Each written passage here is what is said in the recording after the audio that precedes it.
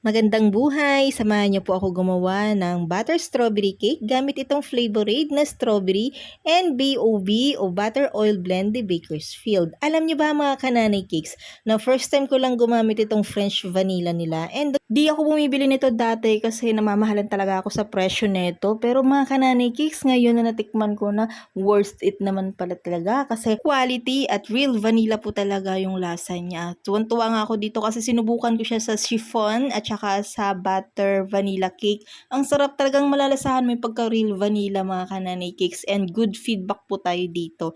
Lahat nga pala ng gamit ko ditong product ay from Bakersfield. Ito yung pinadala nilang package 2 months ago, mga kananay cakes, diba? Kung di pa tayo pinadala, hindi natin matitikman ang French vanilla nila. Thank you so much, Bakersfield. Kailan po ang next? Charot! Uy, Pasko na, baka naman. Tingnan nyo naman yan mga kananay cakes kung gaano kaganda yung